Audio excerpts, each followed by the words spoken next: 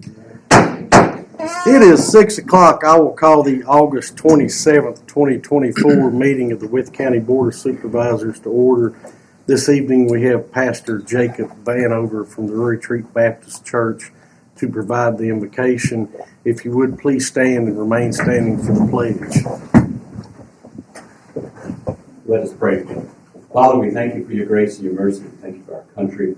We thank you for the freedom that we have to assemble like this, to care for the business of the county, for the people, and the generations who will come after us. We thank you for the Lord Jesus Christ, who has provided himself a sacrifice that we can come before you. I pray for these as they delegate, as they make decisions, that you give them wisdom and discernment. Lord, you give them integrity and courage, that they would do what is necessary and needed and what is right, and Lord, that we could be able to advance our county for your glory and for the safety and advancement of our people. Lord, we thank you for these who have given themselves to the people to serve in this capacity. I pray, Lord, that you equip them for the task at hand. Lord, as these citizens will come, that, Lord, they will come with a good spirit, and Lord, that we'll be able to take care of business in a proper manner that is glorifying to you and respectful to our fellow man. Lord, I ask that you just bless this county, work in our midst, be with our country, the turbulent times that we see, knowing that you're good and you're able, and good men need to rise, and good women need to rise. May we do so, and Lord, may these at times like these, in moments like these, Lord, that we do the basic good of everyday good. Lord, that truly you can honor and bless. We pray these things in Jesus' name. Amen. Amen. I pledge allegiance to the flag of the United States of America and to the republic for which it stands, one nation, under God, indivisible, with liberty and justice for all.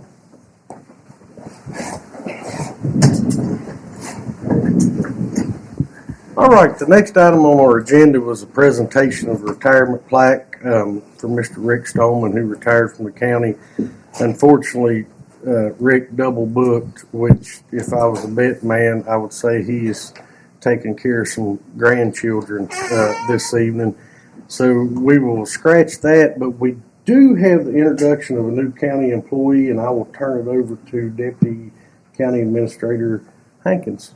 Thank you, Mr. Chairman, members of the board. We are pleased to have a new employee with us. As you know, our public information officer left earlier in the year, and we advertised and got a really good pool. And one of the standouts in that pool is Allison Williams, who has now been with us for about 6 weeks, learning the ropes. And she comes to us from a local radio station where most of us are very familiar with her voice and how great she sounds. She's been a real asset to us so far, and you'll enjoy working with her. So give her the opportunity to come say hi if you'd like. We do 3 lies and a truth. I'm already, I found out the other day when I was doing a county ad that I'm out of practice, but I believe I've met almost all of you in my time at the radio station, and feel free to reach out if you need anything from me. I'm so excited to be on the other side, so nobody can get mad at me for being radio anymore. Well, welcome, and I will say that one thing that you've done that I thought was great is you put out a what's happening in Wythe post on social media about the board meeting and the various things we've got going on this week. I think it's a great idea. We try to be a very transparent and engaged citizen involvement, but I absolutely love that. So Yeah, I thought that was great. So. yeah, absolutely. Thank you. I plan to update that with the departments weekly, and I'll make sure you all are on that email as well. So if there's something county adjacent going on, feel free to let me know. I'll be happy to include it. Well, welcome. Thank you. Thank you. All right, next item is citizens' time. As always, I'll call you up and you'll have 3 minutes to speak. Mr. Cook will keep the time. The first person we have signed up is Marcus Gray. Am I reading that right? Yes, sir. I'm going to yield my time to my slide direction. Okay. Well, actually, I was going to. Citizens' times for Wythe County citizens. You didn't provide. Okay. Yes, sir. Yes, sir. Okay. All right. Moving on. The next person is Mr. Aaron Robinson.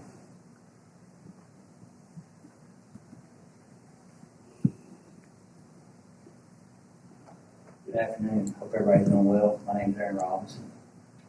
I'm here to speak on behalf of the decision you guys will make tonight on behalf of the solar. I'm not directly impacted by this project that's up for debate tonight,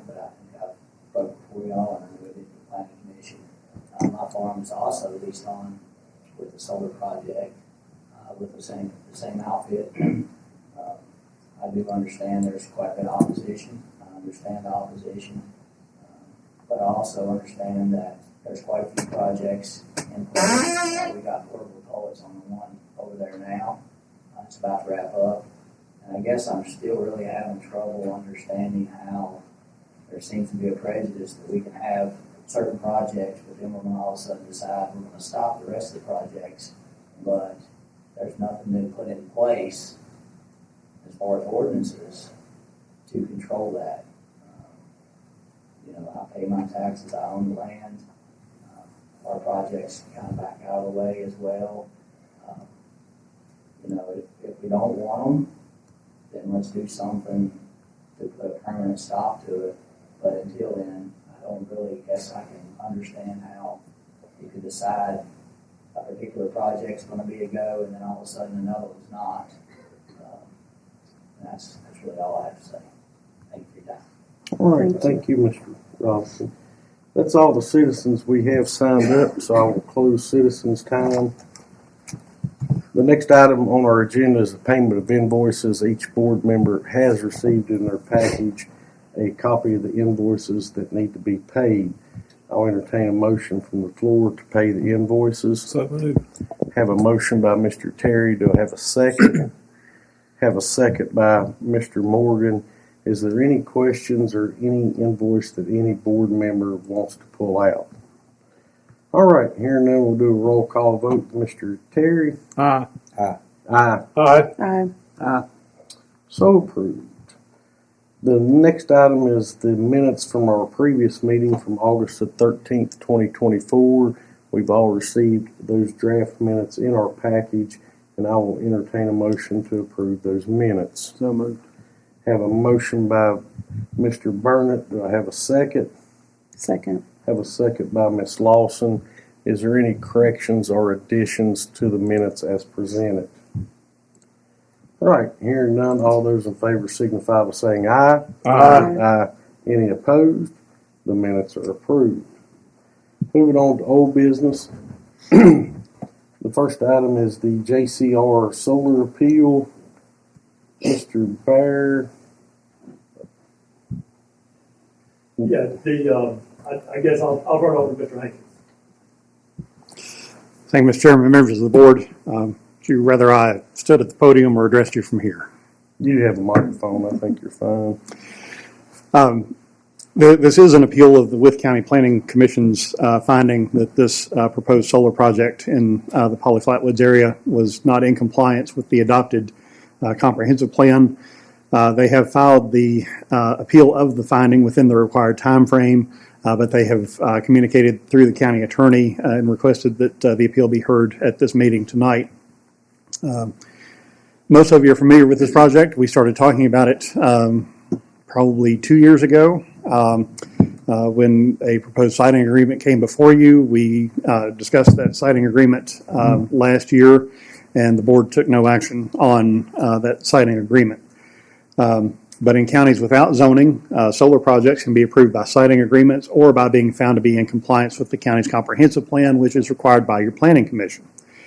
You have 3 members of your planning commission here tonight. All 3 of them were members of the commission when the comprehensive plan was adopted, when we had our conversations about solar and other alternative energy sources. So they are familiar with the comprehensive plan and some of the issues that arise from alternative energy.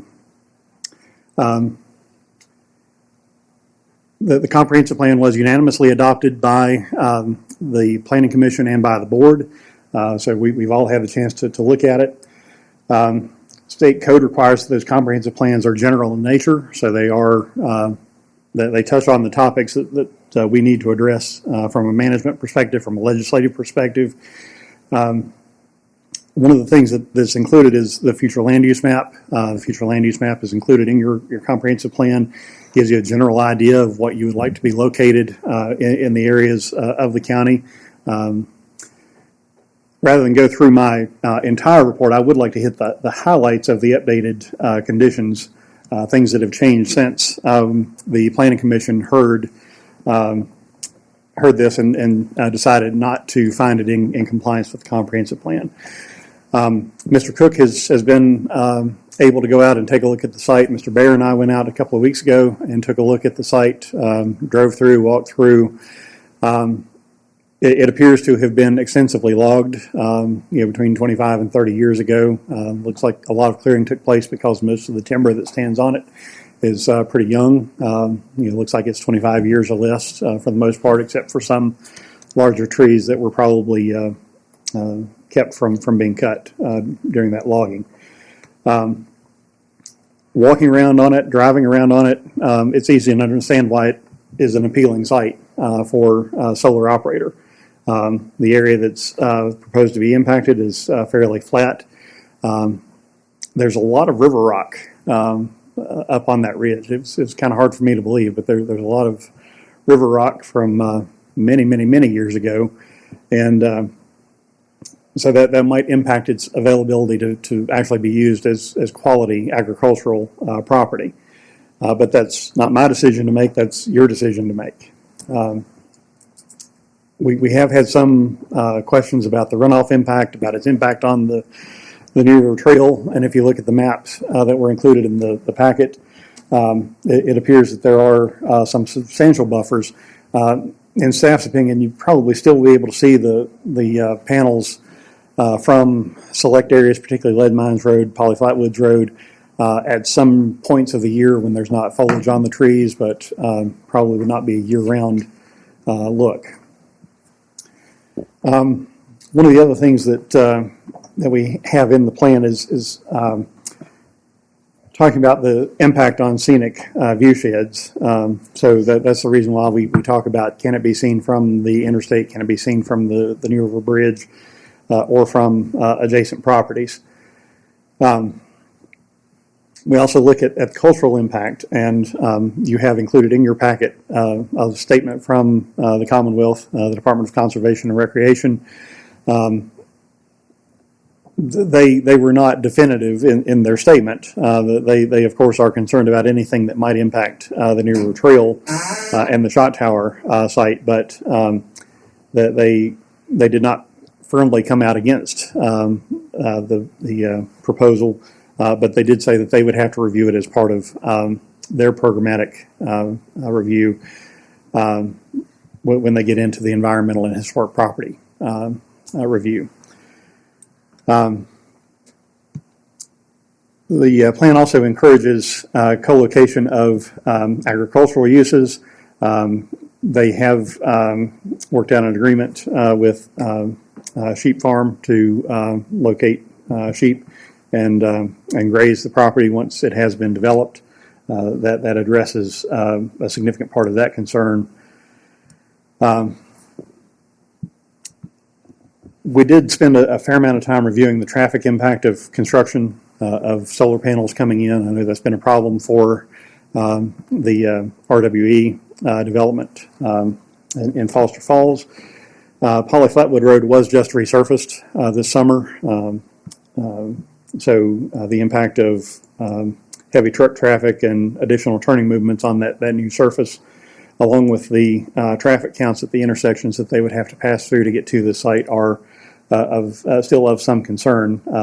We don't have a mitigation plan for that, but that's one thing that, if you choose to move forward and overturn the Planning Commission's decision or adopt a siting agreement, you would have to take that into consideration as something that would need to be mitigated. So you have an opinion from the Planning Commission. They have made their recommendation that it is not in compliance with your comprehensive plan. And so you have three options, having reviewed all the information that's available, having reviewed the appeal. You can endorse the Planning Commission's findings as presented. The Planning Commission used 2 of staff's recommended items for consideration. You can endorse the Planning Commission's findings and add those additional causes if you would rather see all of the staff concerns be included as reasons for finding it not in compliance. You are able to add those. You can also overturn the Planning Commission's findings and allow the project to proceed, or based on what has been proffered to our county attorney in conversations since that appeal, if the applicant is still willing to proffer the siding agreement, that would be an option as well, adopting the siding agreement. If you do choose to go that route, you would probably want staff and your attorney to review that with the applicant again before fully agreeing to it. I'll be glad to answer any questions you might have. I know it's a lot of material to go over. Between me and the county attorney, I think we can answer any questions you might have. So you might have any questions for Mr. Hankins? All right. I believe we do have a representative from.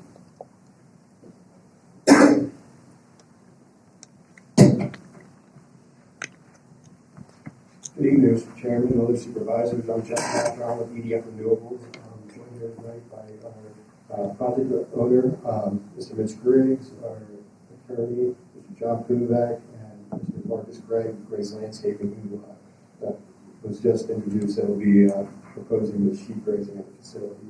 I believe Mr. Forsythe is also going to be involved in the project, providing some details. I'll discuss his services here shortly. And I apologize in advance. I have a lot of information I'm going to try to go over, so I'll try to go over it fairly quickly. And then leave some time for Mr. Bray to go over his proposed sheep grazing solution at the site. So, as I am here to request that the Board of Supervisors of Wythe County find that JCR Solar is in substantial accord with the Wythe County Comprehensive Plan. As I'm sure you're all aware, the Wythe County Planning Commission considered the project at its meeting on May 6th and determined that the project was not in substantial accordance. Notwithstanding the abundance of support in the comprehensive plan, the Planning Commission's stated rationale for its finding that the project was not in substantial accordance was that 1, the project does not meet the adopted future land use map designation as traditional agriculture, and 2, the project does not co-locate compatible agricultural uses and would diminish the ability of the property to be farmed after decommissioning. The Planning Commission's decision was incorrect, and we request that the Board overturn the Planning Commission's finding for the following reasons. First, the project does conform to the agricultural traditional farm future land use map category in the comprehensive plan. Second, the project provides the ability to co-locate compatible agricultural uses and preserve the land for future agricultural use. I'll elaborate on further rationale to approve the project momentarily, but first I would like to give you a little background on my company and the project. So EDF Renewables is one of the largest developers of renewable energies in North America. We're comprised of 4 divisions. We have our grid-scale power group, which originates, develops, and constructs large utility wind, solar, and battery storage projects. Our distribution-scale power group, which I'm part of, and we specialize in originating, developing, and constructing mid-sized utility-scale solar and battery storage projects. Our projects tie directly into local substations and supply power to the surrounding homes and businesses in the area. By doing this, we can avoid expensive transmission system upgrades, the cost of which is usually paid by the ratepayer, and beef up the resiliency in the local grid. Then there's our on-site solutions group, which offers on-site solutions for storage, charging stations, and energy management for corporates, institutions, and other organizations. And finally, we have an asset management group that oversees all these projects. We have over 35 years of experience in the U.S. developing these types of projects. Currently, we have about 16 gigawatts of renewable projects that we're currently managing or operating.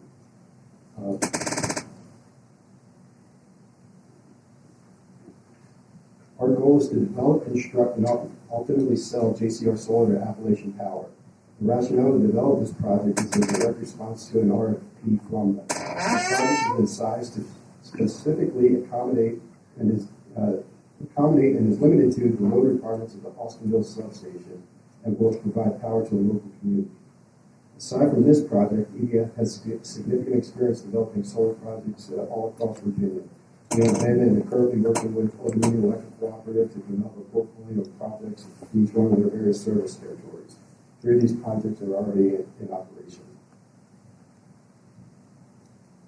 As I mentioned to you, I'm part of the distribution scale power team, and the graphic you're looking at here helps illustrate the difference between distribution generation and typical centralized power plant. Distributed generation project ties directly into the local substations and feeds power directly to homes and businesses surrounding that substation via the existing distribution lines. This is compared to a much larger centralized power plant, which you see sitting to the right of the electrical substation in the slide. And decentralized power plants push power to high voltage transmission lines that may carry electricity hundreds or even thousands of miles away. A key benefit of projects like JCR is that they generate electricity in communities where the power is consumed, and thereby reducing the need for long transmission lines and other costly high voltage power infrastructure. By doing this, we improve the resiliency of the local distribution grid and can deliver power at an all-in lower cost to the end user. Here's a slide showing typical project equipment. As you can see with this slide, it's rather benign. The facility itself is comprised of relatively simple structures. The site would be comprised of racking systems mounted on support posts, panels which are installed on top of those racking systems. And I'd like to point out that solar PV panels typically consist of glass, polymer, aluminum, copper, and semiconductor materials that can be recovered and recycled at the end of their useful life. To provide decades of corrosion-free operation, these cells and the panels are encapsulated from air and moisture between two layers of plastic. The encapsulation layers are protected on top with a layer of with a layer of tempered glass and on the backside of polymer sheets. Frameless modules include a protective layer of glass on the rear of the panel, which may also be tempered.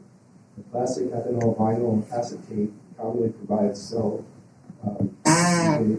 encapsulation. For decades, this type of material has been used between layers of tempered glass to give car windshields and hurricane windows their strength. In the same way that a car windshield cracks but stays intact, these EVA layers and PV panels keep broken panels intact. Consequently, the damaged module does not generally create small pieces of debris. Instead, it remains together in one piece. Then we have standard inverters, the transformer skid, and regular interconnection equipment that you see all over the state. And here's a slide showing the typical fixed non-agricultural fencing that we use.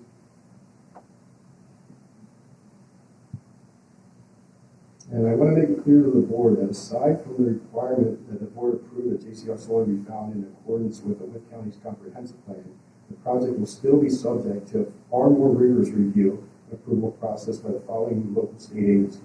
The Virginia Department of Environmental Quality Permit by Rule Review, which requires engineering submission with extensive review by DEQ, the Department of Conservation and Recreation, the Department of Historic Resources, and the Department of Wildlife Resources. Erosion and sediment control by Wythe County, stormwater management by DEQ, site plans will have to be approved by the county, and of course the county will require building permits. Typically, a project like JCR takes about 6 to 8 months to build. We begin with site preparation, which is installing the access road and fencing. This takes about 1 to 2 months. Then approximately 2 months of structural work, installing posts and racking systems. Then approximately 2 months installing modules, wiring, and conduit. Next, we will install remaining electrical equipment, including inverters, transformers, and finally 1 to 2 months for final site system testing and commissioning. As far as construction traffic, for a typical project of this size, we would expect 351 tractor-trailer loads and 300 truck loads spread out over the life of the project. A breakdown of these being 28 trucks carrying piles and posts, spaced out 4 per day over 6 days, 37 trucks carrying the project's racking materials, spaced 4 per day over 9 days, 78 trucks carrying modules, spaced 4 per day over 10 days, and 8 miscellaneous trucks carrying various materials. About 200 civil loads or dump trucks, 1 truck per day, over 50 days, which are usually local contractors carrying aggregate material from local sources. And finally, as we will need to remove trees at the site, we'd expect about 200 loads of logs and or 100 dump trucks carrying chips. Now, I'm fully aware that we're following a project that has left a bad taste in the county's mouth. Specifically, I know that there were issues with construction traffic. And I don't want to apologize for a project that I wasn't involved with, but I would like to offer that the project is more than willing to work with Wythe County to develop a traffic plan, providing it's not in conflict with any approval that will be needed by the Virginia Department of Transportation.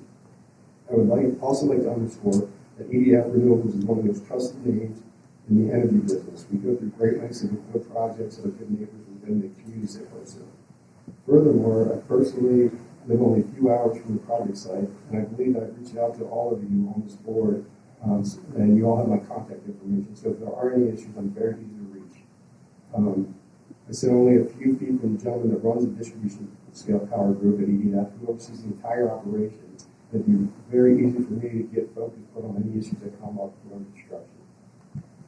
Further, the updated planning staff report references potential damage to roadways. This is a typical concern from jurisdictions all over the country. Obviously, the project will commit to correcting any damage caused by its construction efforts. Additionally, we're more than willing to work with the county to set reasonable construction windows for construction activities such as pile driving, etc. I know that there's issues with possible noise complaints, let's say like from 7 a.m. to a certain time or no work on Sundays.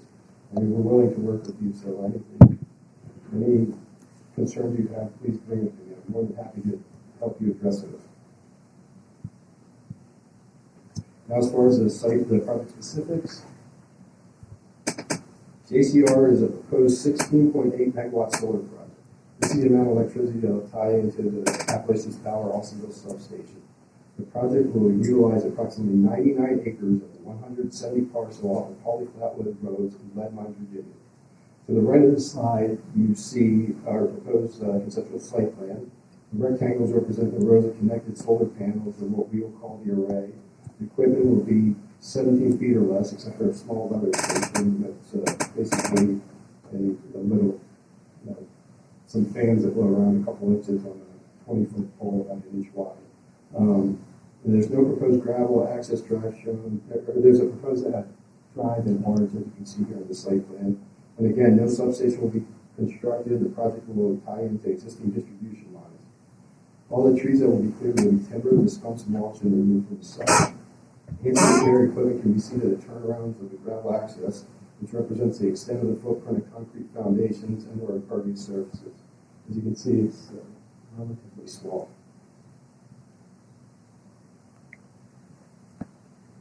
And as you can see here too, the property is mostly timber. The trees will remain to buffer the solar panels from neighboring properties. Visual analysis from I-77, the New River Trail, led by road, confirmed that the project cannot be seen. There's a minimum of a 500-foot setback from the New River Trail. In fact, I think it's more like 582 feet. The interconnection equipment will be located on the site, and the project will place no demand on public services.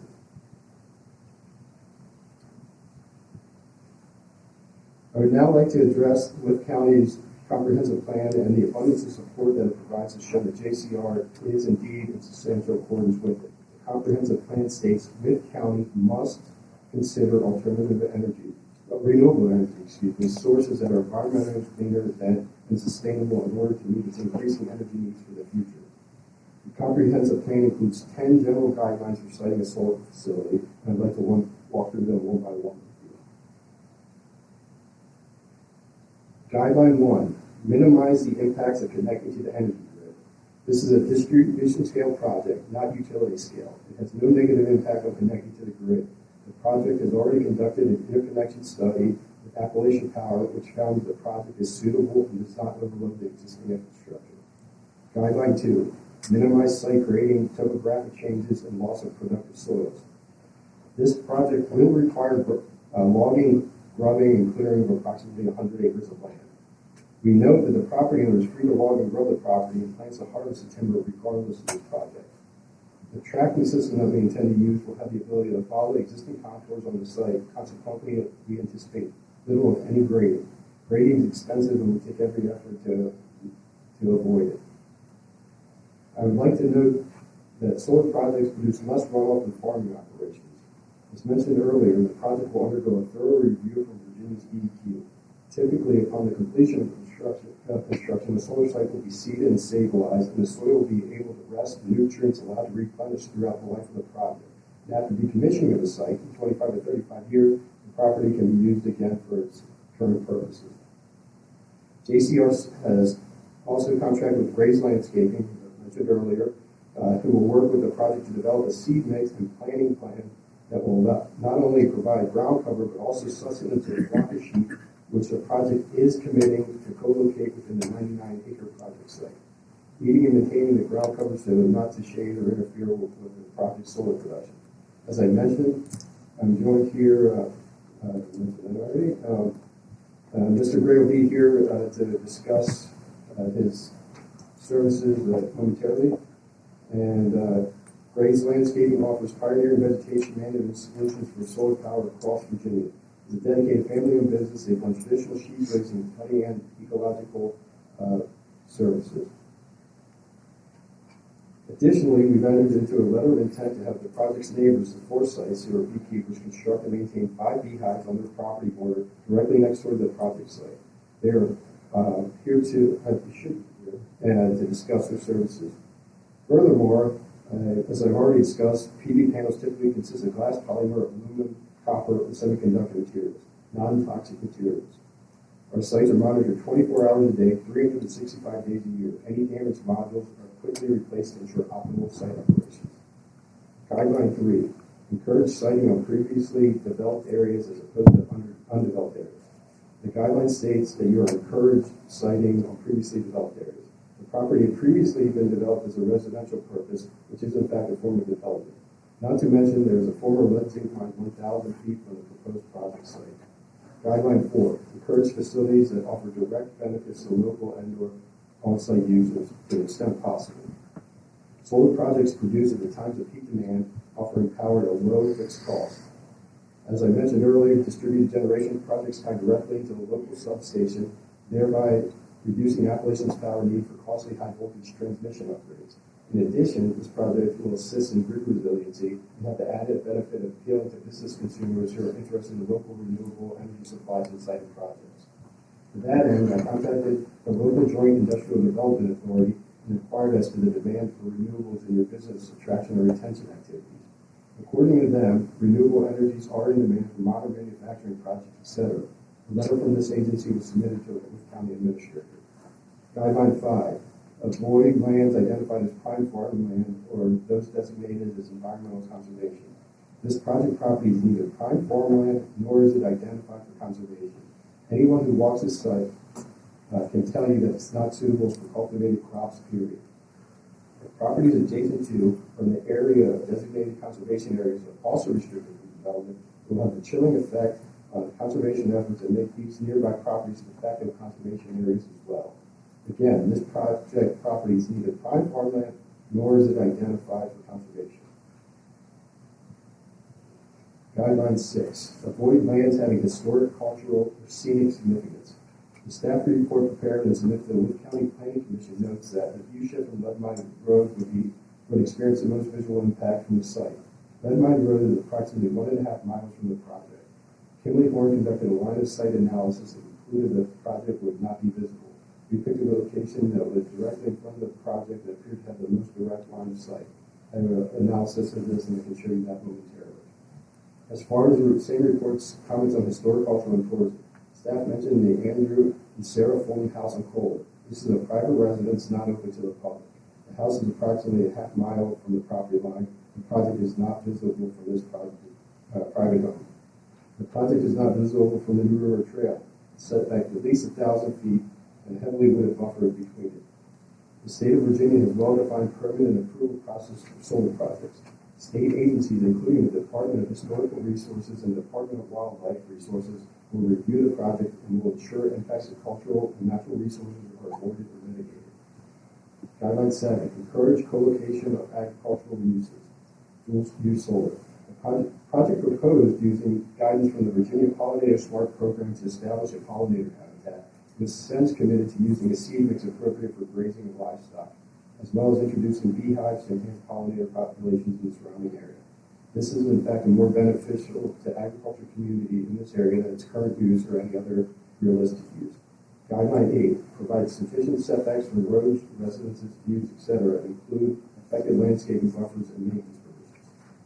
As noted in the staff report, the project has included buffers in the design of the project. Vegetation will remain to buffer the solar panels from neighboring properties, and there's a minimum of 500-foot setback for the New River Trail. The project will be set back, in fact, about 975 feet from Pauley Flatwood Road and 982 from the New River Trail, as well as over 100 feet from the parcel east and west of it. Guideline 9. Preserve the ability of the land to be productively used or farmed in the future. At the end of the project's life, it will be decommissioned, components removed and recycled, and the property will return to its previous use. As I've already mentioned, we're committing to sheep raising and sponsoring beehives. We'll be introducing agriculture at this site where it's currently not. Guideline 10, ensure decommissioning plan with responsible parties and financial bonding. The project will be required to submit a decommissioning plan and surety as part of the staff review, environmental permitting and building permit processing, and with a third-party expert providing expected pricing to be reviewed and updated every 5 years. In fact, such a decommissioning plan has already been prepared and submitted to the county for review. The plan shows that the net surplus is a positive value. The project has a salvage value of $3,384,977.63 and a decommissioning cost of $1,063,981.36, which equals a net surplus of $2,320,996.27, which would make the bid positive. This means that companies will be buying the right to perform the work and be able to make profit based on the salvage value of recycling items from the site. The first rationale for the Planning Commission's denial of the project was it does not meet the adopted future land use map designation as traditional agriculture, contrary to the comprehensive plan. The project maintains that the Planning Commission's rationale was not appropriate because the county does not have traditional zoning. The comprehensive plan emphasizes that the future land use plan provides general direction for managing land uses, and that future land use map serves as a general reference to guide future land development. The term general, as used by the comprehensive plan, means not confined, but by specialization or careful limitation. The intending of the future land use plan and map are not restrictive, or determinative, but merely a reference to consider. While the future land use map serves as a general guidance for development, the specific language of the comprehensive plan requires that Wythe County must consider alternative renewable energy sources that are environmentally cleaner and sustainable in order to meet the increasing energy needs of the future. The type of development that should be considered in future land use category, agricultural traditional farms, includes development characterized by limited public services and distant public facilities. And the land use should cater to development in these rural areas without public infrastructure, both of which are conforming features of this renewable energy project. As presented in writing and in our presentation to the Planning Commission, the project will utilize existing infrastructure and will not require public services. The comprehensive plan states that the types of development that rely on public services, utilities, and infrastructure should occur in the development areas where utilities are or are planned to be located. Transportation infrastructure exists and residential development is present. As stated in the application, solar does not require public services, utilities, or infrastructure, and thereby furthers the county goal of locating the project outside of these development areas. The project conforms to the county's goal by preserving that land for types of development that require public infrastructure such as residential or commercial.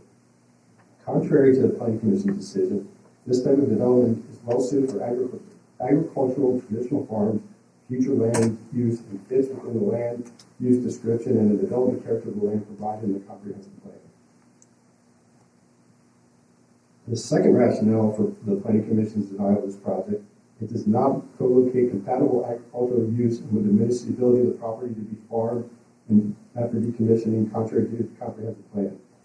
The second reason the PC cited in this motion is plainly wrong, not supported by the project materials or information presented to the Planning Commission. The project property has not historically been used for agricultural uses. As explained, the property was planned for mining operations and is in the general vicinity of active mining operations. The project will move the property closer to agricultural use than its current or prior existence. The project offered to utilize guidance from the Virginia Pollinator Smart Program to establish pollinator habitats within the project to support surrounding agriculture. These plantings would have a positive impact on adjoining properties, including native bee populations. Also, the project provides for wildlife corridors to support wildlife movement throughout the project. One of the general guidelines to consider in siting a solar facility in the comprehensive plan includes the preservation of the ability of the land to be productively used or farmed in the future.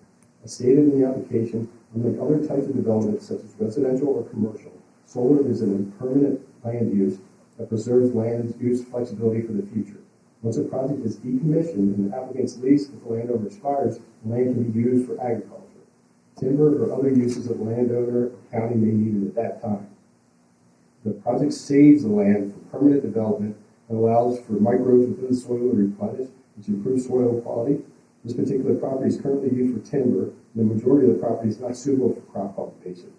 Although this type of development preserves the land for future agriculture use, the landowner has the right to use their property as they wish after decommissioning the project. Finally, the project has committed to use sheep grazing as a means of vegetative control and to sell bee habitats to support pollination in the area. The use of sheep for these purposes is becoming a more common agrivoltaic fuel use for solar development in Virginia and the remaining Mid-Atlantic, as the Planning Commission referenced during their discussion. Additionally, there are other factors that influence the Planning Commission's decision. The Planning Department's report raised an issue with the alleged viewshed impacts that had already been mitigated. Specifically, number 6 in the Planning Department's report indicated that staff cannot support the project due to the viewshed impacts of the New River Trail. The Virginia Department of Conservation and Recreation later confirmed that as the owner of the trail, given the 500-foot setback offered from the New River Trail and the visual analysis provided in the applicant's application, DCR does not anticipate significant viewshed impacts. At least one planning commissioner repeatedly indicated that the Planning Commission needed to consider the voices of citizens that were not present. The insinuation was that the general sentiment is that the citizens of the county are not supportive of renewable energy. This type of consideration was not part of the Planning Commission's review under Virginia Code 15.2-2232. Because the county has not adopted zoning, the Planning Commission is not making a legislative finding about the health, safety, or welfare of the project. As a result, this type of discussion was impermissible and should be corrected by the board. Despite the insinuation, the comprehensive plan was adopted by the Planning Commission in September 2023. There were 3 pages dedicated to guide the county's consideration of this project and at least 15 references to solar. If the public process to develop the comprehensive plan discouraged alternative energy, then it is incomprehensible that so much effort was spent to develop and adopt language for the comprehensive plan. If the Planning Commission and county did not desire alternative energy, then it should have made its intention clear in developing the comprehensive plan. There are 2 other large solar energy projects in the county. At least one of those projects was reviewed and adopted by the Planning Commission under a comprehensive plan that included no references to alternative energy or solar. For one of those projects, the Planning Commission recognized that a landowner should have the right to use his or her property as they wish. When compared to the prior solar projects in the county, this project will use under 99 acres of land and will increase the revenue generated by this property from potentially a few $1,000s per year to approximately $1.1 million in revenue to the county over the anticipated life of the project. As noted previously, all new revenue without the need for any public infrastructure. And then moving forward, I have images from line site. This is an image from Interstate 77. As you can see, looking up, standing on the bridge, you can look up and see trees. There's a line of sight from the New River Trail. And again, standing on the New River Trail, looking up at the site, you would see hundreds of feet of trees. And here from Lead Mine Road, and again, you would be staring at trees.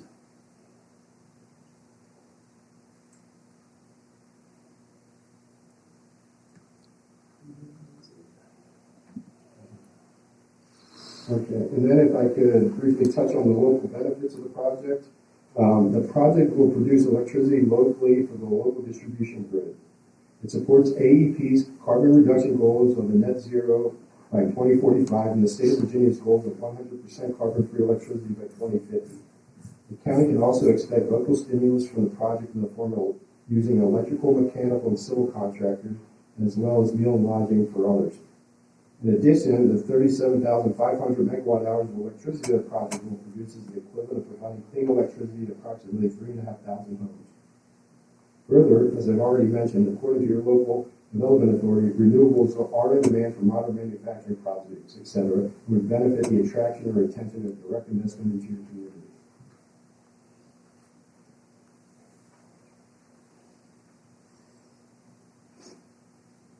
And finally, if I could sum up what I've presented to you all, the project is committing to utilize sheep grazing at the site and install beehives, which will propagate pollination in the surrounding area.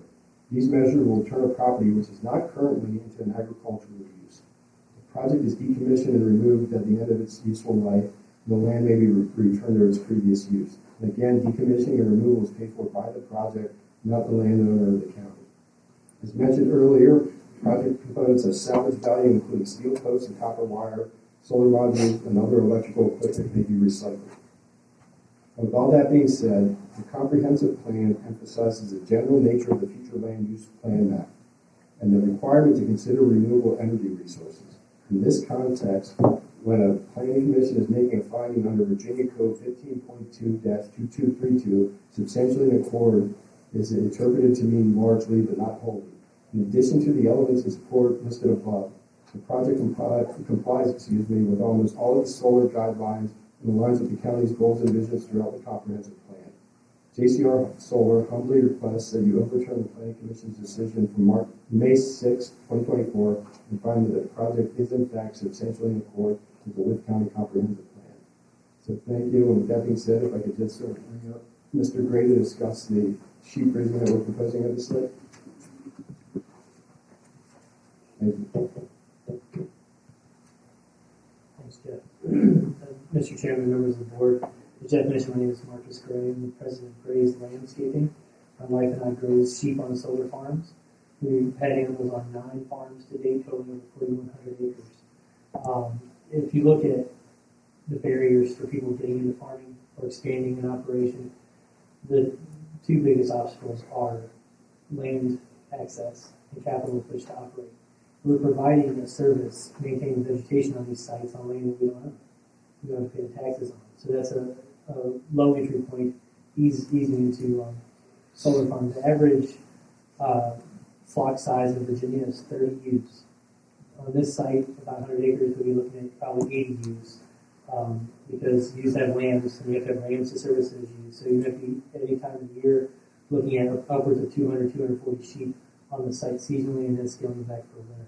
So, to give you an idea, when we started the company, we moved back to Virginia, started our farm. We had 25 ewes, and now we have 800. So you can't overstate the ability for this opportunity to help farmers and ranchers expand their business and grow into new areas and be solvent. Sheep grazing is what we do on solar, but on our home farm, we raise pumpkins, we do cattle, we raise poultry, and a whole other slew of different things. And it's all underwritten by the fact that we can raise sheep on solar.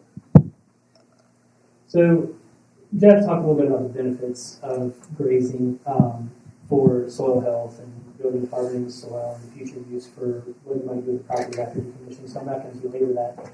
But we can actually improve vegetative growth and encourage growth with grazing if it's managed properly.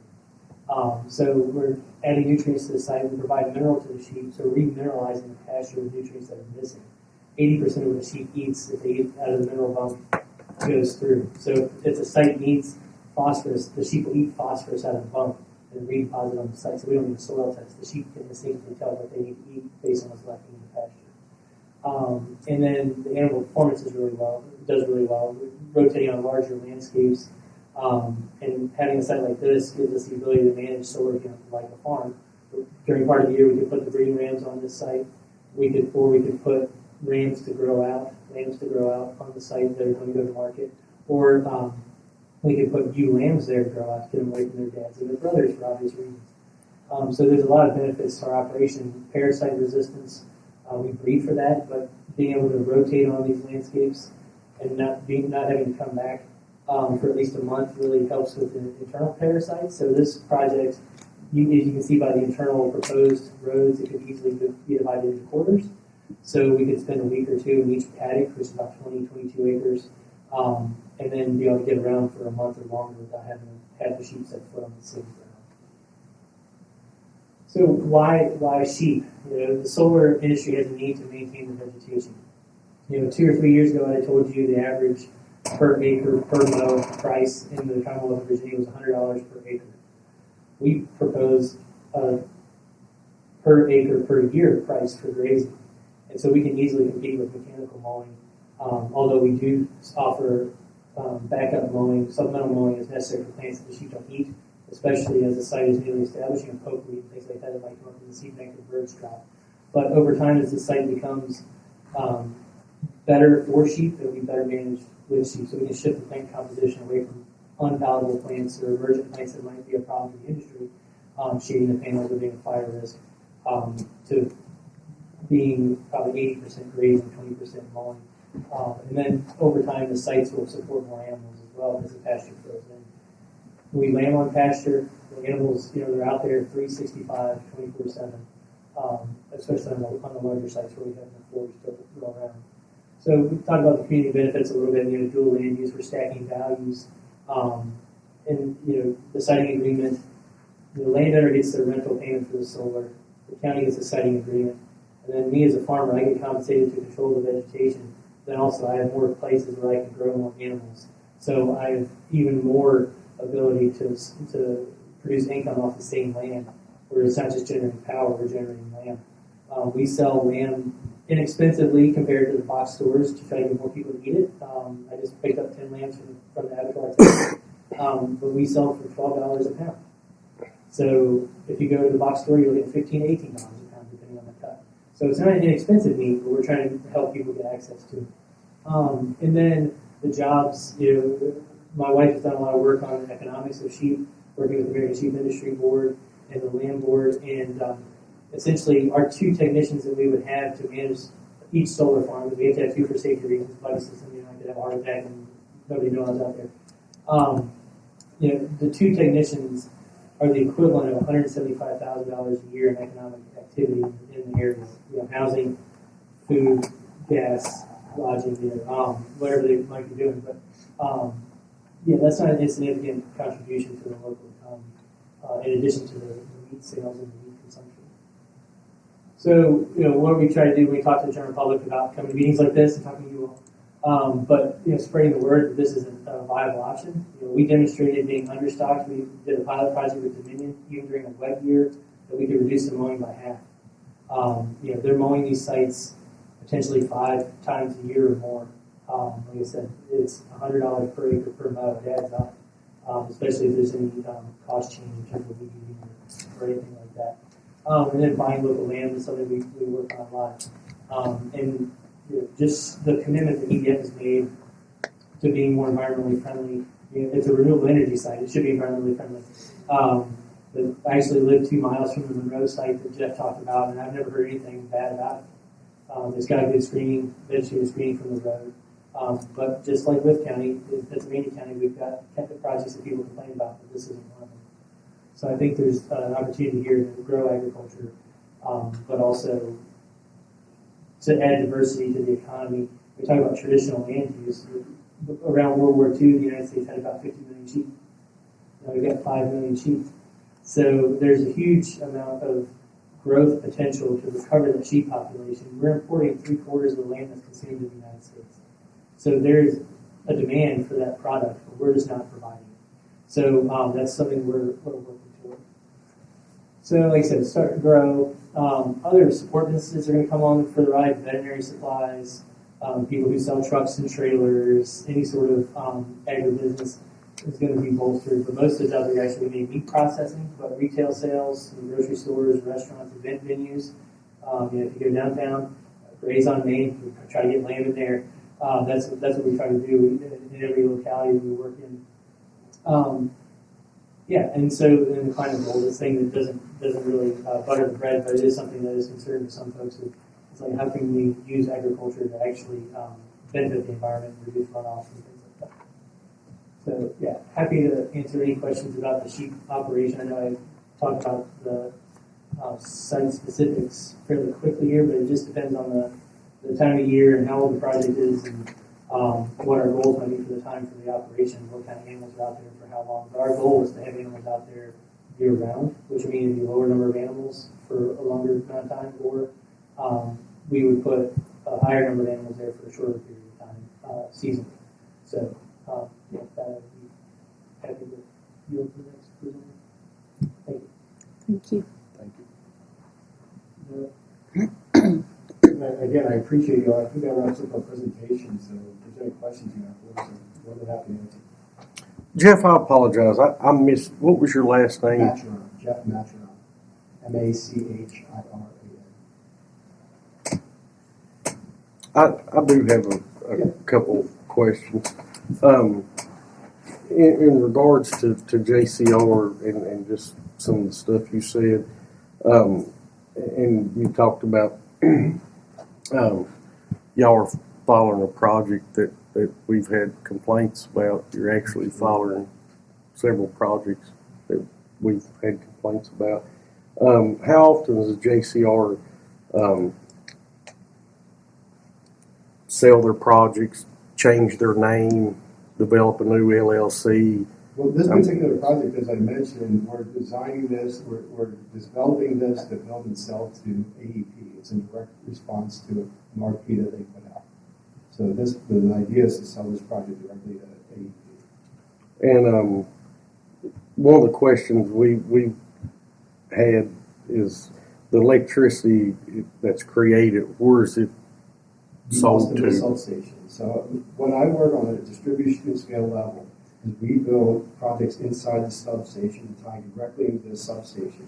And substation, the distribution scale substations, they send the power directly on the distribution level to the local homes and businesses in that area surrounding that substation. So this project specifically sized to be built and tie into the Austinville substation.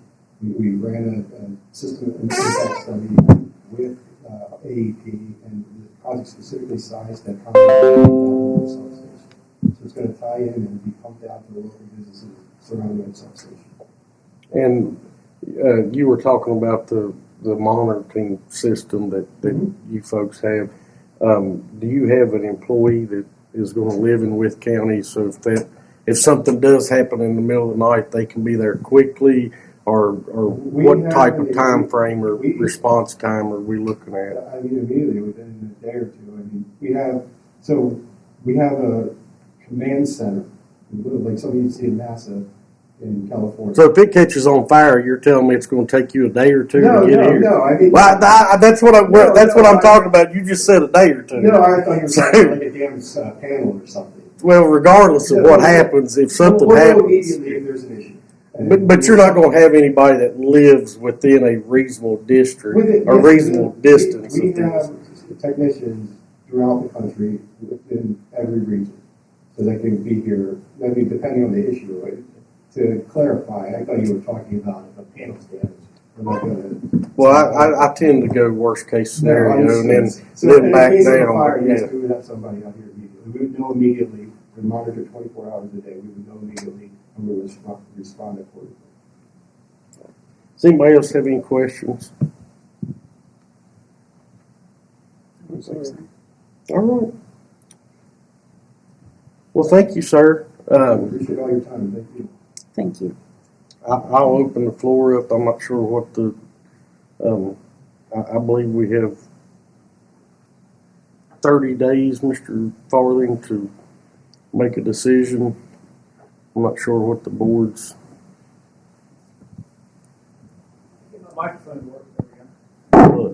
Mr. Chairman, I'm not sure about the 30-day timeline. I know that there's a timeline for us to make a decision from the date of the appeal that we're supposed to have this hearing. That hearing was continued until today with consent of JCR. So whether the board makes that decision tonight or in 2 weeks, I think you would be in the realm of reasonableness. If you make that decision at the next meeting, if you don't do it tonight, it would be my recommendation to you to do it sooner rather than later, just to get this off your plate. But if you wanted to pass it at the next meeting, I do not see that being unreasonable. What's the consensus of the board? Well, we have a closed session on the agenda, and I wouldn't mind going into that just for the consultation with legal counsel, because I do have a few questions. And I'm the addition of the sheep grazing and the beehives, which was not part of the original plan that was presented to the planning commission. That aspect, I would like to look. Me personally, I would like to look more into. But it's whatever the board wants to do. I'm just sitting here. I'm good with that, I I think. think we need to discuss it. Discussing it with legal counsel would be beneficial. All right. Well, with that being said, we'll move on with the old business agenda. The next item we have is the VJCCA Memorandum of Agreement. Mr. Bear, I believe this goes back to you. Yes, sir. At the last meeting, I gave you a memorandum of agreement. It was different memorandum of agreement with VJCCA that we have, that you approved, we have signed and submitted. On another one of the agreements we have with them, they also recommend that we revise some of the language. I have reviewed with Mr. Langenbecker from DSS, and I would recommend you all approve this revised memorandum of agreement for our VJCCA funding. All right. Entertain a motion to approve the, I guess, amended memorandum of agreement for VJCCA. So moved. Have a motion by Mr. Burnett. Do I have a second? Second. Have a second by Mr. Terry. Is there any questions or discussion on that? All right, hearing none, we'll do a roll call vote. Mr. Burnett, we'll start with you. Aye. Aye. Aye. Aye. So approved. Next item was our Wythe Grayson Regional Library Agreement. Mr. Bear, I know you've been working Yes. on that one. As you all aware, we've been having conversations with the regional library in Grayson over the last year or so to talk about revising the agreement. In essence, the agreement before was that the library costs were split 50%, Grayson County, 50% Wythe County. The discussion over the last year has been revising the agreement, and basically regional costs would be split equally among both localities, but then that basically Wythe County would pay for any services in Wythe County, Grayson County would pay for any libraries and services in Grayson County. So this Grayson County has approved this revised agreement. Basically, it states that what I just said, 50% on the regional costs, and then everybody cover their own. I would recommend approval of this agreement. I will mention that the estimated cost is it would cost us about $50,000 more this year because of our share of the regional costs, and some of that does include potential costs with the Fort Chiswell Library as well. But long story short, I would recommend that we adopt this agreement. All right. I'll entertain a motion to adopt the Wythe Grayson Regional Library Agreement as presented. So moved.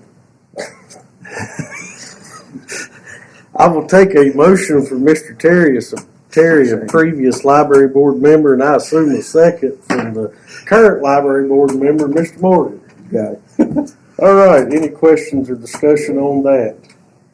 I will, Mr. Bear, I will say thank you because I know we've been working on this for several years and going back and forth across the mountain. I think it's a very equitable agreement for both counties, and it probably should have been updated several years ago. It was just one of those things that slipped through the cracks. And with that being said, you know, I'd say thank you to Miss Buck, the library board member who's really pushed for this over the years and has done a research to ensure that it is equitable for both counties. And if I might add, but the board members themselves, Ms. Buck, Ms. Davis, Ms. Moore, are all making certain that they are reviewing these budgets to make certain that regional costs have been designated as regional costs and Wythe, and I appreciate their efforts on that. So. All right. With that being said, we'll do a roll call vote. Mr. Terry, we'll start with you. Aye. Aye. Aye. Aye. So approved. Next, we have a $6 million bond reissuance. Mr. Bear, I believe we have an agreement and a resolution to look at. Yes, sir, Mr. Chairman. The first is the Davenport. I apologize. That should be called an agreement. Yes, it is an agreement. I'm sorry. That is the agreement for Davenport's services that is in your agenda. I would request that the board approve the Davenport services agreement. All right. Entertain a motion that we approve the Davenport agreement for the bond reissuance. So moved. Have a motion by Ms. Lawson. Do I have a second? Second. Have a second by Mr. Cook. Is there any questions or discussion on that one? All right, hearing none, we'll do a roll call vote. Mr. Burnett? Aye. Aye. Aye. Aye. So approved. Next is the actual bond resolution. And I've included in there just also the table of comments. Also handed out a paper copy of it, the updated one they had sent today. But in a quick review of it, the numbers still look the same. It's basically the $6 million. As you all recall, this was $6 million that we borrowed in 2022 for some utility projects, primarily associated with the Blue Star project. We have spent $1.5 million that we have in sewer projects already, and we are going to use the $4.5 million that this interim financing has available to go towards our Barrett Mill water project that needed to have an interim financing until we finish that project and close the loan with rural development. So Key Bank has agreed to extend the terms of this interim financing that we previously set up. And then on page 150 of your agenda, 151 of your agenda, is the resolution authorizing the issuance of the note as an amendment and restatement of the county's $6 million general obligation note. And I would request that the board approve this resolution. All right, I'll open the floor for a motion to approve the bond resolution. So moved. All right, have a motion by Mr. Burnett. Do I have a second? Have a second by Mr. Morgan. Is there any questions or discussion on the motion on the floor? Hearing none, we'll do a roll call vote. Mr. Terry? Aye. Aye. Aye. Aye. So approved. Anything else under old business? Mr. Chairman, if I might, I did hand out a Bingham arbitrage rebate services proposal. They are the closing of this note, which is scheduled to happen this Thursday, Friday of this week, will basically restart the proceeds, and we are going to invest the proceeds of the note, the $4.5 million remaining, into a SNAP account, state non-arbitrage account. Currently, when the funds were first borrowed, they were intended to be spent quickly, and they were not put in a state non-arbitrage account. So therefore, we have incurred arbitrage, which is basically we borrowed the money at a lower rate. Interest rates have increased since that time frame, so we have got interest above and beyond with the borrower rate. This is what this firm does. They go in and they do the analysis of what we've earned and then what we have to pay back to not be in an arbitrage penalty in this process. So I would request that you all approve the services of this group. They do the arbitrage reports for most of all the SNAP accounts as it is, but this is not in SNAP. So I would request you all approve their services for us to do an arbitrage analysis of our borrowing so far. How much does this cost? The cost of this is, I had it on the back, $2,500 for the rebate calculation services. It's on the next to the last page.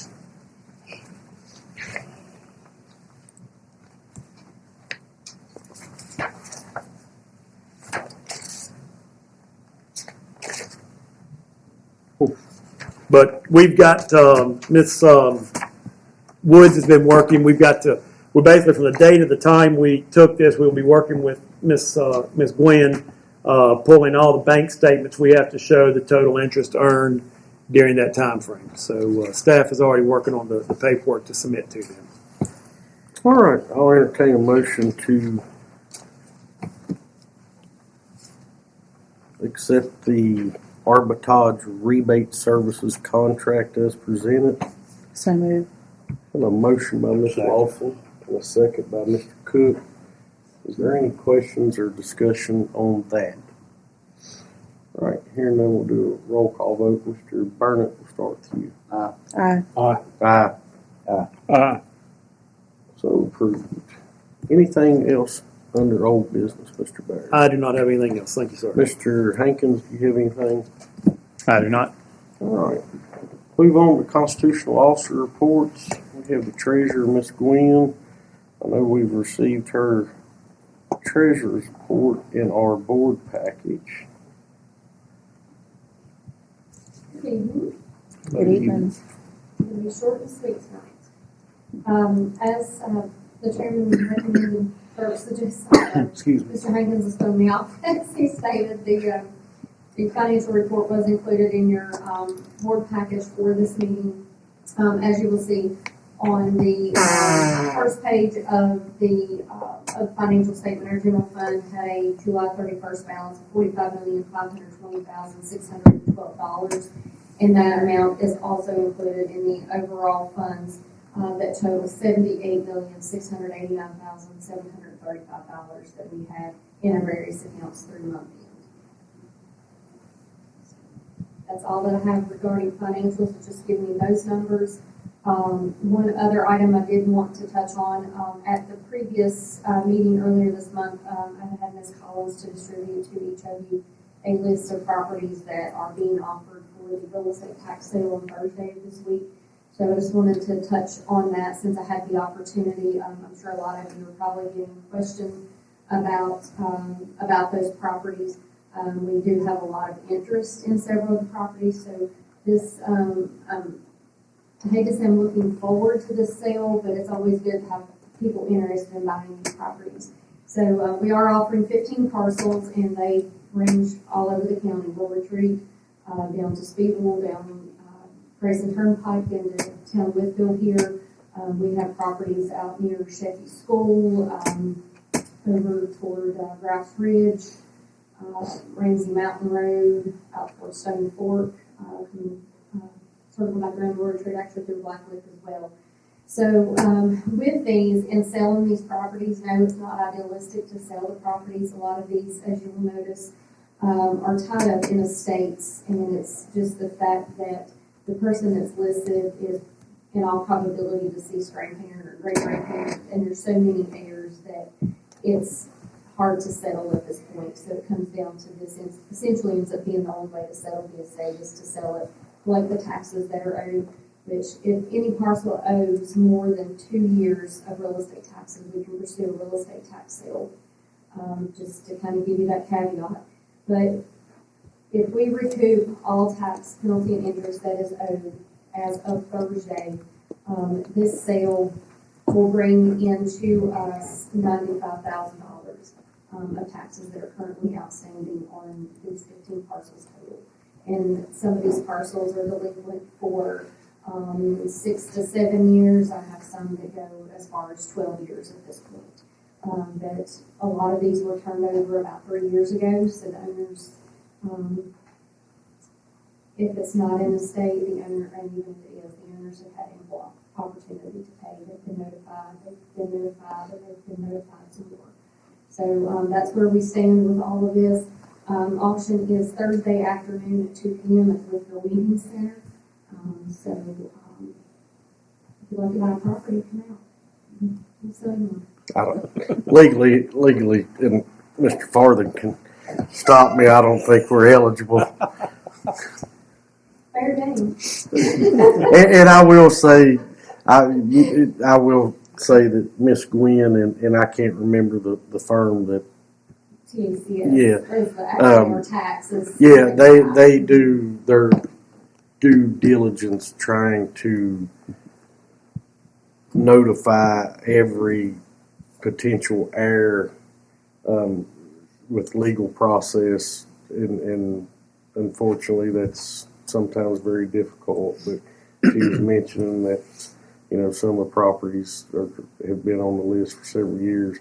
They go above and beyond trying to notify anybody that may have a potential interest in the property. So that's it's unfortunate, but And sadly, sometimes no one pays attention or has a desire to try to redeem the property until these few days right here leading up to Thursday. But the ultimate goal is to get the property out of the hands of non-paying taxpayers into the hands of paying taxpayers. And as I mentioned, we have close to $100,000 that we'll collect in the end if the properties, each of the properties bring enough to pay the taxes that are owed for that property. So, but more in the works. Hope to have another sale next spring. So I have about $500,000 in taxes with the collection firm right now and turning more over on a weekly basis. So All right. that's all that I have. Does anybody have any questions for Ms. Gwen? I do not. All right, thank you, ma'am. Thank you. I do not see the commissioner, Mr. Linkus. I have a question under the commissioner Okay. for Mr. Bear. How are we on the IT issues with the commissioner's office and our IT department, giving somebody down there on a regular permanent basis? Where are we? Well, from the meeting that Mr. Linkus brought up the concerns about 3 p.m. the next day, we had a meeting, went through the status of where we were. That was Mr. Linkus, Miss Gwen, Mr. Catron, Mr. Dumford, and myself. We started meetings. We have been having regular meetings on that. I'll let Miss Gwen speak here in a minute on where we are with real estate. But since that time, staff has made themselves available. We've had 3, 4, 5 meetings following up from that. Mr. Catron has been reaching out regularly to them as well to see what situations are. We have had Justin with Tyler Muniz, who has been a direct contact for any issue that we've had to be in touch with him to resolve those issues immediately, and he has been very responsive on addressing those. Personal property, they had issues with the new J.D. Power download. It was a new process, a new system. Mr. Lincoln mentioned that the Monday morning following our county picnic that he was just starting to manually key in some values because the system hadn't worked. Mr. Dunford, Mr. Catron, Ms. Gwen, and I were all sitting there. We asked, have you run this through IT? And he said, no, I didn't run this through IT. I decided it's quicker for me to just go ahead and start keying these differences in. And I keep saying, we're available if you want to know, but he decided it was quicker to do some of those things on his own. And he is still doing some keying on the personal property, but IT has assisted him. On the real estate, the real estate is probably in the best shape it has been in several years. I'll let Ms. Gwen come up and speak on it. But we have done all the downloads from Vision. About the week after, or the day after the meeting, when we had that meeting, Mr. Lincoln, I don't think understood how far the process had gotten at that point in time. But basically, the download had 16 errors. There were some 16 errors in Vision that were easy to correct. Those are there. There were 69 parcels that had to have a charge code added to them. That is out there in the process. They got down to a download land book, which was real late in the process last year. They've downloaded. So the process on real estate has gone very well, and everyone is working well together on it. We should not have any issue with the real estate tickets going out on time. Ms. Gwen has been doing the applying to veterans credits and the age credits, and all this has been done in tests just to make certain you're not messing anything up in live. But the process has gone very well on it. So, Ms. Gwen, I'll let you add to it. So taxes are going to go out on time. May I ask what you call on time? And then I'll say, and I'll answer my rhetorical question. If you mean by October 1st, no, I don't think bills are going to be out October 1st. There is potential for the bills to possibly be out by about maybe the middle of that month, hopefully. On real estate, as Mr. Bear mentioned, we have been meeting weekly. We're getting ready to start meeting twice a week. Well, actually this week and then next week for sure. We're doing Tuesdays, Thursdays.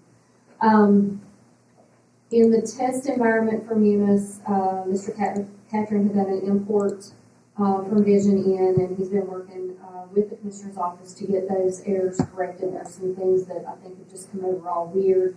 I don't know that's necessarily how personnel has entered things in. I think it's just weird. So they're working to get all of that done. We've continued to work through the test environment. Mr. Bayer mentioned the agent and veterans credits. I have been able to apply those, where last year the system would not allow me to automatically apply those, and the Commissioner's Office had to key all those in manually. So we're working through that, kind of working through the errors there on the test environment.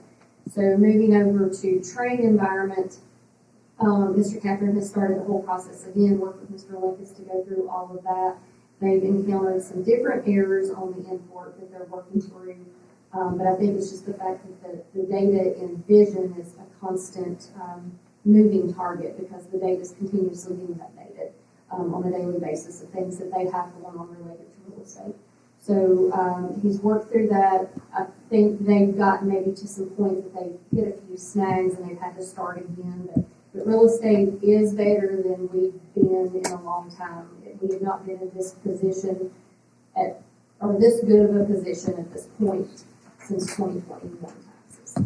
So real estate's moving. I think that one's going to go through okay. Personal property, kind of reiterating Mr. Bayer. My understanding from what Mr. Linkus has reported, they're finding some valuation issues with the new JD Power process. Some things that the system, I think, automatically does not value, but then other things that they found that the valuation may not have been what it needed to be. But I don't know the ins and outs of that, because that's not my wheelhouse. I'm not exactly sure, but they're working on a lot of those. So once they get that finished with personal property and he's comfortable with moving forward, we should be ready to start through the process with personal property. So I guess the question I really meant to ask is, are we gonna have to change due dates again this year? No, Lord, I hope not. The goal is not to. I mean, Mr. Linkus had planned, he had planned to be done with personal property last week, and then that's with all the changes and everything he's got to go in. And then it's not easy to explain, but basically then you start the billing process, and there's steps back and forth that they've got to do in that. They run things, Lori applies credits, they go over, he makes sure the credits are in there, he might have to keep some credits, then it comes back and then it goes to the printer in the process. Real estate is the same thing. It's just the steps in the process that they take to do it.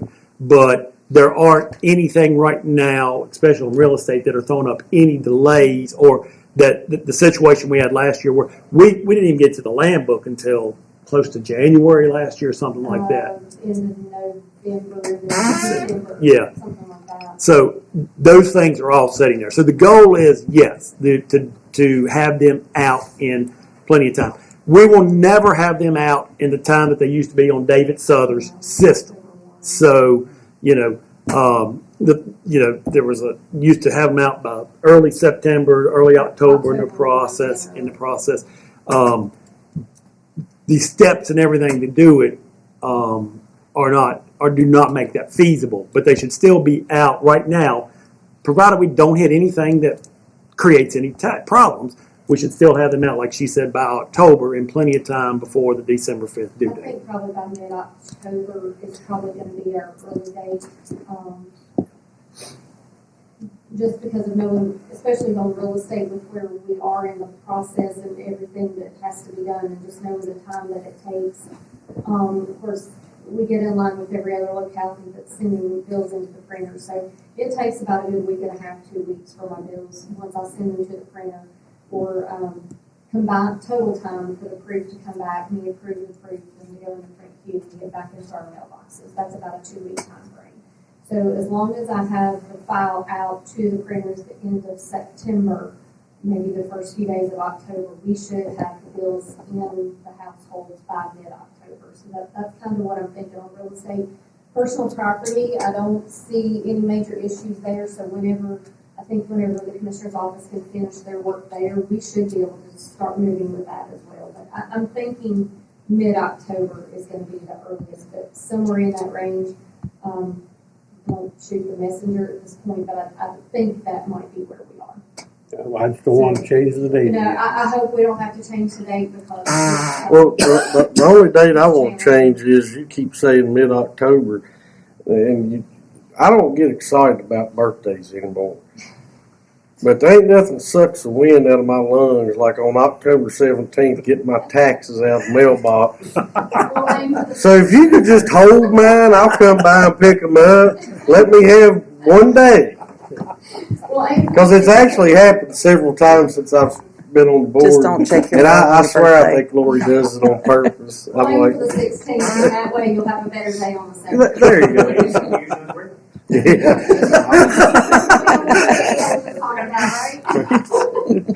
All right. Well, thank you, Miss Gwen. Takes care of this Thank year, now what about the future?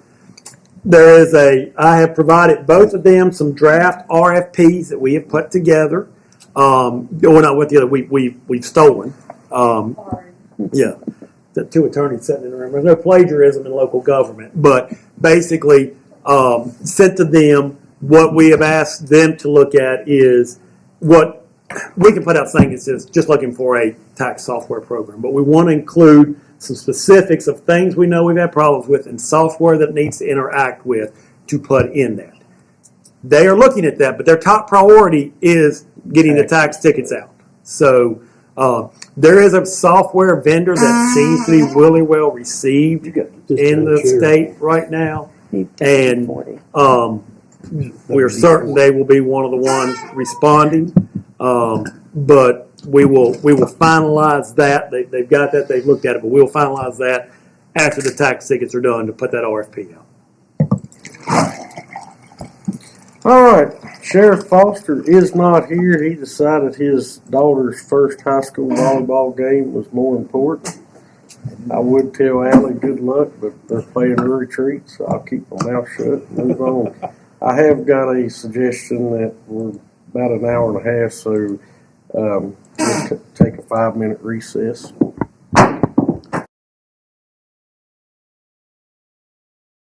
Session 7:31. Move on to new business. We have a consent calendar that everybody's received in their board package. Entertain a motion to approve the consent calendar. I have a motion by Mr. Cook. Do I have a second? Second. I have a second by Mr. Burnett. Any questions or discussion on the consent calendar? Hearing none, all in favor signify by saying aye. Aye. Any opposed? So approved. Next, we have a VDOT land use permit resolution. Mr. Bear. Yes, sir. Basically, about every 2 years, we have to update our land use permit, and this is just for our wastewater department to access the right of way for work or anything that they do in it. Mr. Lawrence has provided me this. I would request the board adopt resolution 2024-24. All right, entertain a motion to adopt resolution 24-24. So moved. Have a motion by Mr. Terry. Do I have a second? Second. Have a second by Mr. Morgan. Any questions or discussion on that motion? All right, we'll do a roll call vote. Mr. Burnett? Aye. Aye. Aye. Aye. So approved. Move on to staff reports. Deputy County Administrator Hankins is not here, so he loses that right. County Administrator, Mr. Bear. Yes. First item, just a victim witness budget amendment. You all approved an agreement for additional funding. I would request you all amend and appropriate. The $6,335 is shown on the budget. So moved. Have a motion by Mr. Cook, a second by Mr. Terry. Any questions or discussion on that motion? Hearing none, we'll do a roll call vote. Mr. Terry. Aye. Aye. Aye. Aye. So approved. Next is the drought warning. DEQ has lifted their drought warning for Wythe County. I haven't put out to withdraw it yet. It's sort of been a mixed bag across the county. If you're in the south end of the county or some of the east end of the county, you've been a little wetter than the northern and some of the northwestern end of the county has been. But my recommendation is if DEQ has lifted the ban or the warning, that we go ahead and lift our warning as well. Just wanted to have concurrence from the board before we did so. I don't think we need to.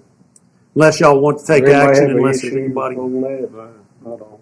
All right, sounds like a consensus. And I will just comment, I know that several of you all have received watering complaints from agricultural uses, and we continue to send those to DEQ for their monitoring.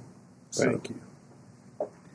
Old Max Meadows Elementary School went to Mount Rogers Regional Managers Meeting, Mount Rogers Planning District Regional Managers Meeting recently.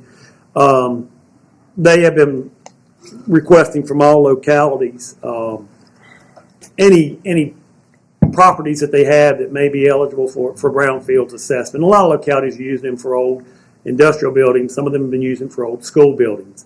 Didn't think about it till another request came up for that school's been used for. It's not been used at all right now. But this money that Brian Reed has in Mount Rogers PDC, that old school is an excellent place for us to go ahead and apply for a Brownsfields assessment. It should be no cost to the county. They'll come in, do the assessment, and then determine what the needs are, and if it's something we can remediate, we want to use the building, or even if we want to destroy it. I understand Smith County used that to have a school building study, determined that it was best to tear it down, and then they were able to search for grant funds. So I would just request, we don't own the building, the school system does, but of course they would revert it back to us. It wouldn't. So I would just request your all's permission for me to work with the school system in submitting that for a Brownsfield study contingent upon their approval. All right. Entertain a motion to authorize the county administrator to execute those documents and work with the school board to get their approval. Have a motion by Mr. Cook. Do I have a second? Second by Mr. Morgan. Any questions or discussion on that motion? All right, hearing none, all in favor signify by saying aye. Aye. Any opposed? So approved. Next is just concurrence of a joint school board meeting for September 19th at 5 p.m. We will recess after our next board meeting, the 10th, I believe it is our next meeting.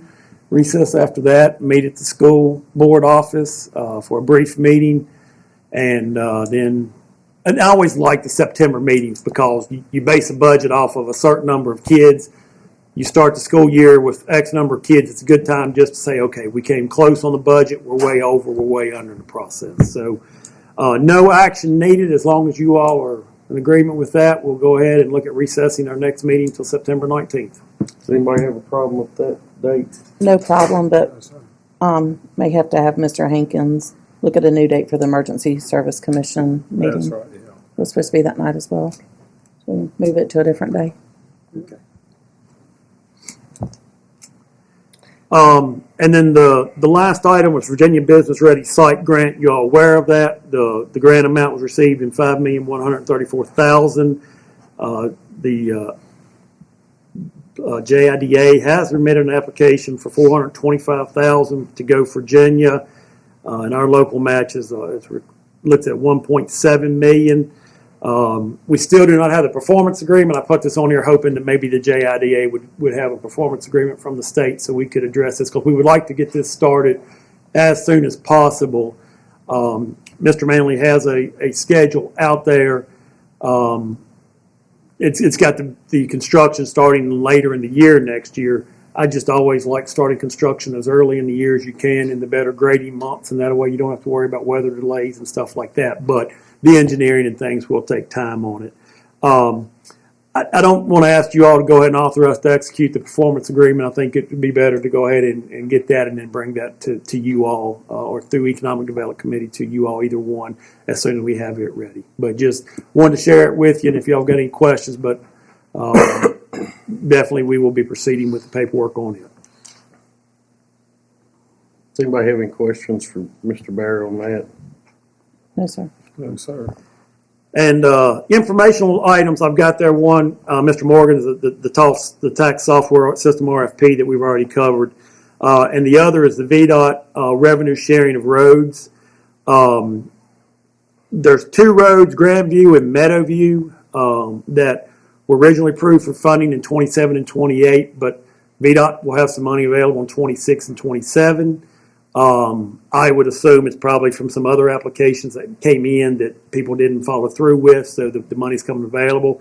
They said, we can move them forward as long as you all okay at paying for them in advance. And I said, absolutely. If you can move the roads forward, I said, as long as we get the tax districts, set up and people go forward with it, we would be more than willing to include the budget amendments necessary to provide funding for it. But it won't be until after July 1st of next year.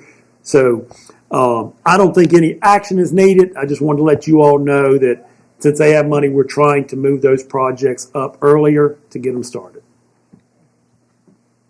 And I think there's a meeting with Meadowview coming up in a couple of weeks, and Grandview, I can't remember, but we met with Muskrats this Thursday, and we met with Bertha Farms last Thursday, I guess it was. So Johnny and Lisa are doing a good job of setting those meetings up. But it's good news anytime VDOT can back up some projects. And Mr. Chairman, that's all I have. All right. We'll backtrack. Deputy County Administrator Hankins. Thank you, Mr. Chairman. I was out joyriding with the county attorney in a new fire truck. So we appreciate the clock out first.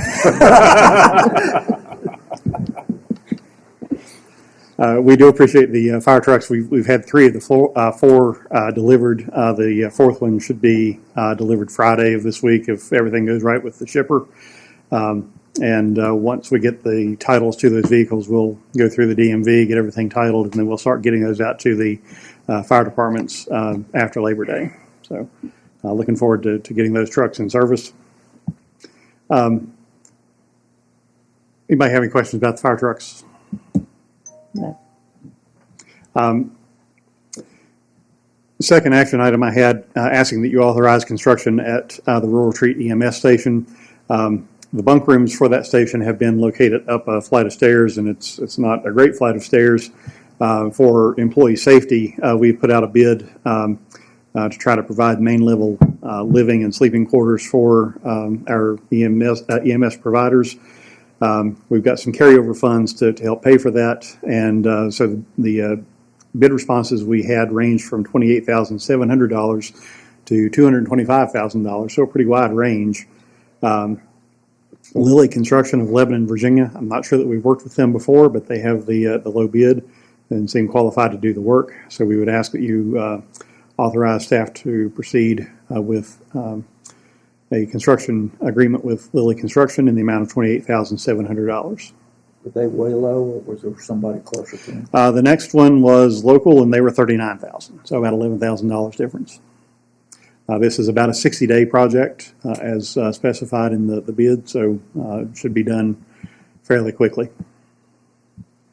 All right, entertain a motion to authorize the county to award that bid in the amount of $28,700 to Lilly Construction. So moved. Have a motion by Mr. Terry. Do I have a second? Have a second by Mr. Morgan. Is there any questions or discussion? I hope there's not a whole lot of change orders. We'll do our best to make sure there aren't. With that being said, in Mr. Smith's absence, I'll ask his favorite question. Is that turnkey? Yes, sir. And I will say, Mr. Kinser has done a good job since we've hired him in speccing these projects out to where they are turnkey. So, all right. Does anybody else have anything? Right. Here and now we'll do a roll call vote. Mr. Burnett. Aye. Aye. Aye. So approved. The next action item is requesting your authorization to put out a development RFP. We want to advertise this to help us get commercial realtors or developers to help develop the county's properties on Chapman Road. It's about 47 acres, roughly, in those properties. We've talked about trying to find hotel chains, restaurant chains, others to help with developing around Exit 77 as the arena continues to develop. So we would ask that you authorize staff to publish this RFP so that we can start talking to developers and real estate brokers. All right, entertain a motion to authorize staff to issue that RFP. Second. Motion by Mr. Morgan, a second by Mr. Burnett. Any questions or discussion on that? Mr. Chairman, I'll add the comment. This is, as you can see, it's on page 234 of your package. He has done a good job of including in with it the Hitachi Energy Arena, the games they've got scheduled, the Appalachian State coming in, playing Tennessee, all those things. Just try to make certain it's just not a standard generic county-issued RFP that's boring. But try to make certain everyone sees there are some activities going on around there. So I look forward to this, and hopefully we can get some good response with some good interest. All right. All those in favor signify by saying aye. Aye. Aye. Any opposed? So approved. Next item is informational. We are working on developing the annual capital improvement plan. We anticipate we'll get that in front of the Planning Commission and the Budget Committee in September. And we just ask that you plan to review that plan at your late September meeting. We'd also like to schedule a ribbon cutting for the Franklin Street building. We anticipate that the registrar and the emergency services staff will be in that building and working over the next couple of weeks. So we'd like to do a ribbon cutting. We'd like to schedule it September 17th at 5:30 p.m. after our committee meetings, if that's acceptable to folks. If not, I'm willing to entertain alternate dates or send you alternate dates for your consideration later. Works for me. Good.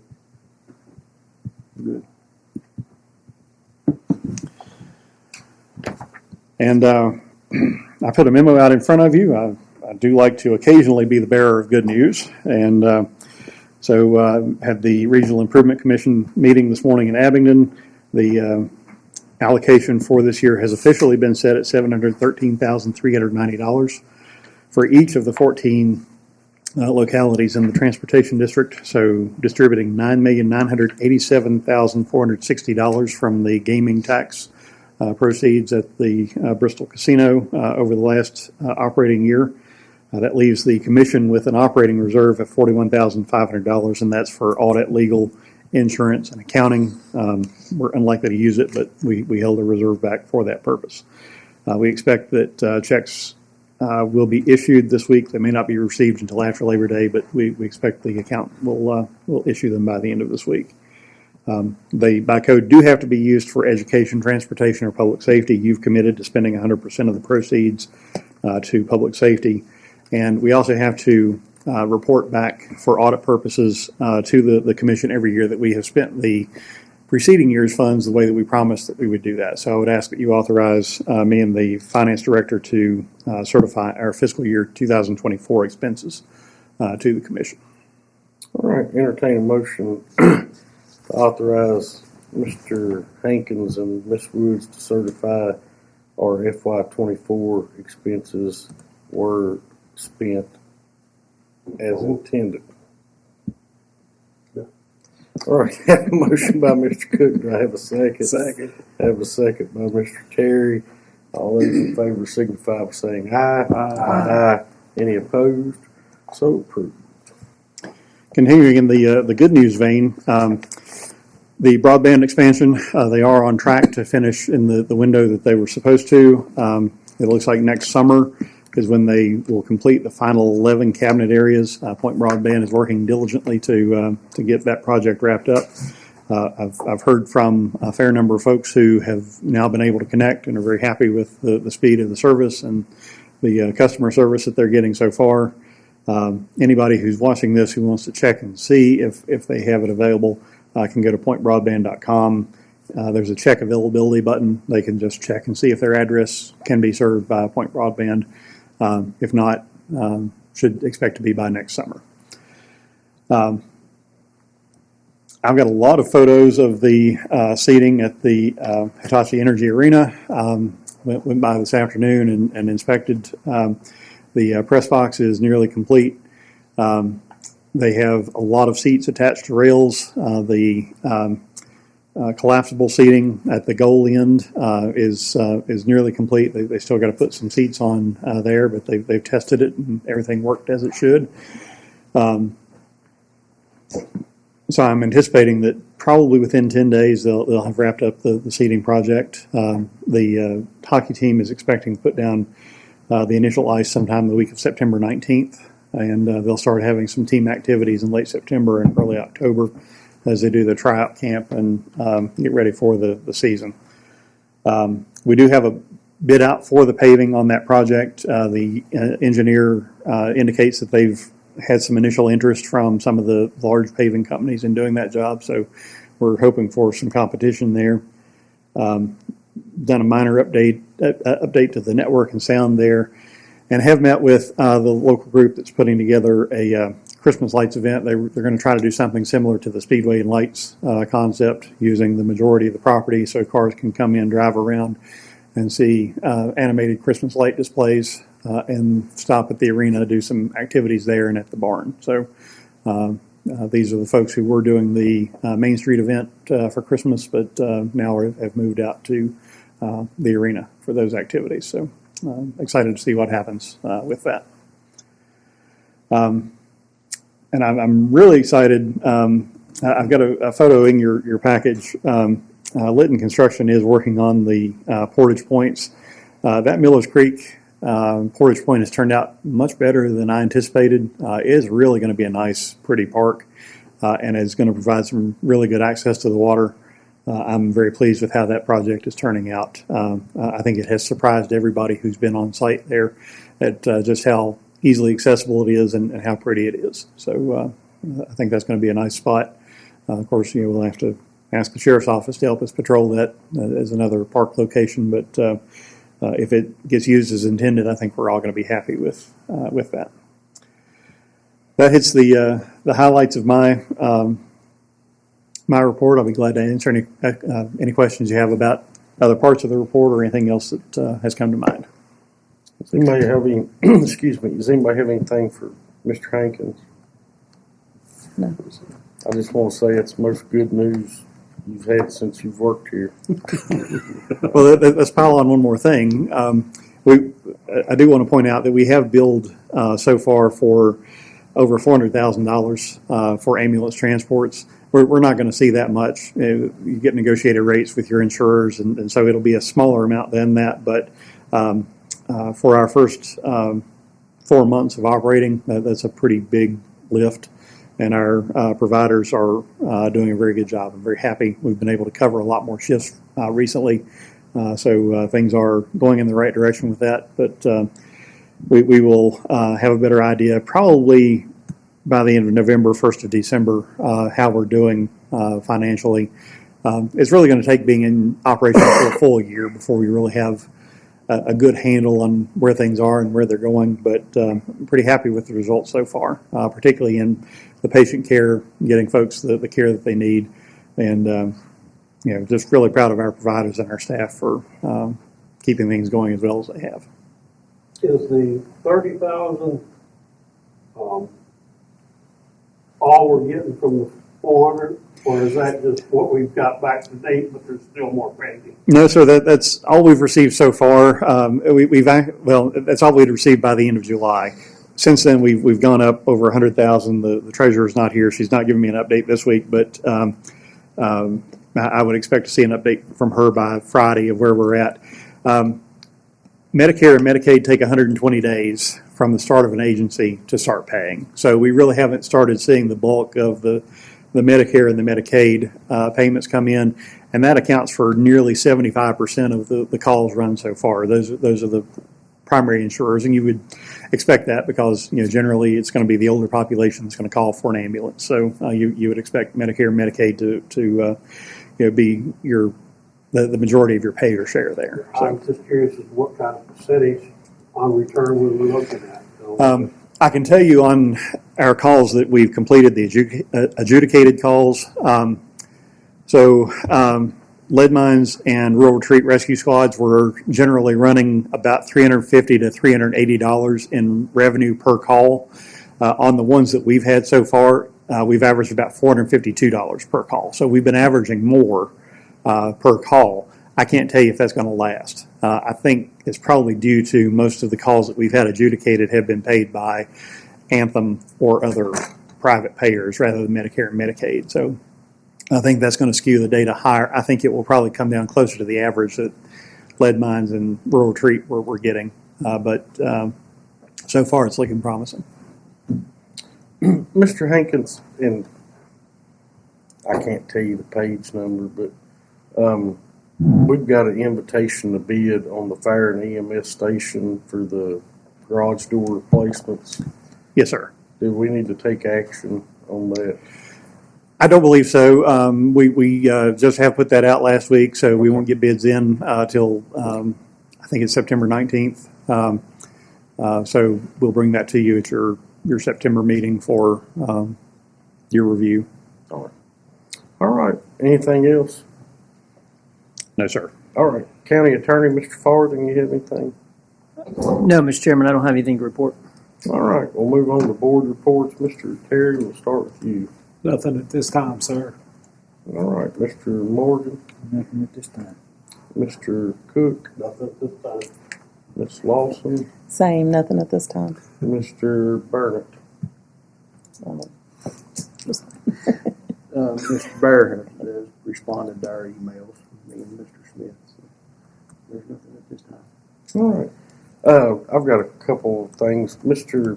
Bear, I can't remember if we looked at this before, but Racetrack Road coming off the service road, right when you bear right going to Wythe Raceway and you bear left going up to the residence, it's paved, I guess, up to the split. Okay. Have we ever looked at that to see if that's eligible for the 6-year plan? I do not recall ever hearing that road come up on a 6-year plan at all. Want to add that to the Yeah, list to look at? I had a request and I couldn't remember if we'd ever looked at it or not. But if you'll reach out to VDOT and have them look at it. And the only other thing I have in Mr. Smith's absence, we do have the annual retreat Fort Chisel football game coming up. I have reached out to him to make our normal wager, and with the joint meeting of the school board, I thought that would be a great time to complete that wager. He has not gotten back to me. I have got on U.S. Sailor's map. They do have service in Tybee Island, so I'm not sure why he's ignoring me, but I just wanted to put that on the record. Could be because of the 42 nothing over on the middle. Well, that was actually, I reached out before. So, I will give him the benefit of the doubt that he's turned his phone off and is enjoying his time with his much better half. All right. With that being said, our next item on our agenda is closed meeting under 2.23711A8, consultation with legal counsel about JCR Solar. I'll entertain a motion to go into closed session. So moved. Have a motion by Mr. Terry. Do I have a second? Second. Have a second by Ms. Lawson. Any questions or discussion on the motion? Hearing none, all those in favor signify by saying aye. Aye. Any opposed? We're now in closed session. Mr. Morgan, is there any questions or discussion? Hearing none, all those in favor signify by saying aye. Aye. Any opposed? We're now back in open session and on the record. Mr. Terry, if you'll read the certification of the closed session. Yes, sir. Whereas the Wythe County Board of Supervisors has convened a closed meeting on this date pursuant to an affirmative recorded vote and in accordance with the provisions of the Virginia Freedom of Information Act. And whereas Section 2.2-3712 of the Code of Virginia requires a certification by the Wythe County Board of Supervisors that such a meeting was conducted in conformity with Virginia law. Now therefore be resolved that the Wythe County Board of Supervisors hereby certifies that to the best of each member's knowledge, only public business matters lawfully exempted from open meeting requirements by Virginia law were discussed in the closed meeting to which a certification resolution applies. and only such public business matters as were identified in the motion convening this closed meeting were heard, discussed, and are considered by the Wythe County Board of Supervisors. And I'll make that a motion, Mr. Chairman. All right, have a motion by Mr. Terry to have a second. Second, Have a second by doesn't matter. Ms. Lawson. We'll do a roll call vote. Mr. Burnett? Aye. Aye. Aye. So approved. All right, I'll open the floor up for any motions. Mr. Chairman, I make a motion to uphold the planning commission's recommendation of not allowing the solar farm, using the staff suggested reasons of adding staff suggested reason of 2.2, 3, 4, and 6. 2 being the proposed use is on property not previously developed contrary to the comprehensive plan. Item 3, the proposed use would negatively impact the New River Trail adjoining historic properties and the inherent value of the associated tourism and recreational uses, contrary to the comprehensive plan. Item 4, the proposed use would negatively impact scenic views and vistas along the New River Valley from sides of the New River, contrary to the comprehensive plan. And number 6, the negative transportation impacts of the construction traffic necessary for this site are contrary to the principles of good land use planning and contrary to the comprehensive plan. All right, I have a motion on the floor. Do I have a second? Second. Have a second by Mr. Terry. Is there any questions or discussion on the motion? All right, hearing none, we'll do a roll call vote. Mr. Terry, we'll start with you. Aye. Aye. Aye. Aye. So approved. Mr. Bear, is there anything else to come before the board? No, sir. Mr. Hankins, I don't have anything, Mr. Chairman. Mr. Farthing, Ms. Collins. All right, hearing nothing to come before the board, will be adjourned.